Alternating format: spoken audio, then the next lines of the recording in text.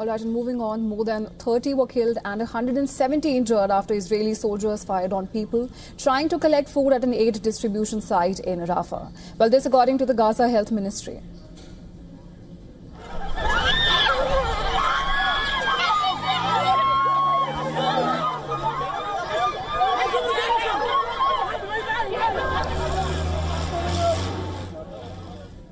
Residents and medics said that Israeli soldiers fired from the ground at a crane nearby that overlooked the area, and a tank opened fire at thousands of people who were en route to the aid distribution site. However, Israel denies it. In a statement, Israel's military said an initial inquiry indicated that soldiers had not fired on civilians while they were near or within the aid distribution site. Gaza Humanitarian Foundation, GHF, which is a US-backed entity backed by the US and Israeli governments, also said that food was handed out without incident and there were no deaths or injuries. Well, GHF even released an undated video to support his statements. It shows dozens of people gathering around piles of boxes.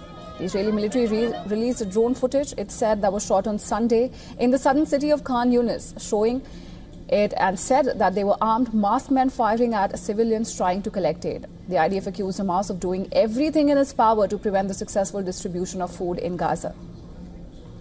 Now, only limited amount of aid have entered Gaza since Israel eased its total blockade that began in March. GHF began providing aid in Gaza last month, bypassing traditional aid groups, and has widely been criticized by the international community, with the UN saying its aid plans would only foment forced relocation of Palestinians in Gaza and more violence. The United Nations and the World Food Programme have recently reported looting of some supplies, including by gunmen. Now, on Friday, a spokesman for the UN Humanitarian Agency called Gaza the hungriest place on earth. International NGO Freedom Flotilla Coalition, the FFC, left the Italian port of Catania on Sunday to travel to Gaza to deliver humanitarian aid after a previous attempt failed due to a drone attack on its ship in the Mediterranean. The crew volunteers, which includes climate activist Greta Thunberg, had set sail on the Madeleine, carrying what the group called limited amounts, though symbolic, relief supplies.